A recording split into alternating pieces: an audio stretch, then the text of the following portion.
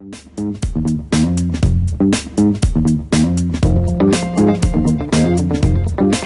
morning, you guys. Well, we want to help you save money. One of the ways to do that is to watch what we eat, not just being healthy, but sometimes the dollar amount. So we're here at the Cafe Blue this morning, which is at the top of the Downtown Bank of Hawaii building, inviting the Waikiki branch manager, Vice President Aaron Kanemaru. Good morning. Good morning.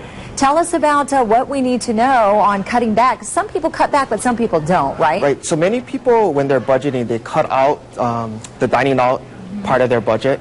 But it may be difficult for some people since dining out is part of the socializing experience, part of meeting with family and friends, and just enjoying life in general. So how do you know what is too much to spend on your dining out budget? It's a little difficult to say because what may be perceived as expensive for one person may be right within the dining out budget for another.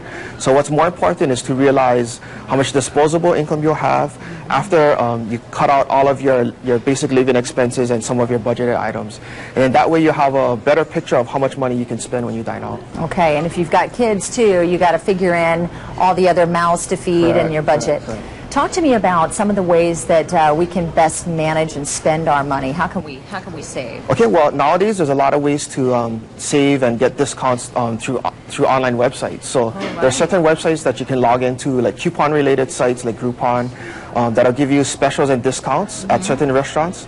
And certain restaurants will give you a discount if you log into a website and check in to let all of your friends and family know that you're there. Right, and that's definitely a good way. But what if you don't have a computer? I mean, what if you're not on your iPhone? Because you can do it from your phone, right? You can get mobile apps to do that. But what if you don't have access? Or well, if you don't have access to online, or that's not the way you like to dine out, there's coupons in newspapers and magazines. There's some family-style restaurants, and there may be some restaurants that'll give you a discount or even a free meal if your children are under a certain age.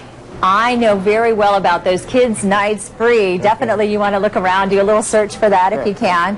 Let's talk about tipping, because a lot of times you might budget it and then, you know, your poor server who's, working so hard, you don't want to skim on them, right? Correct.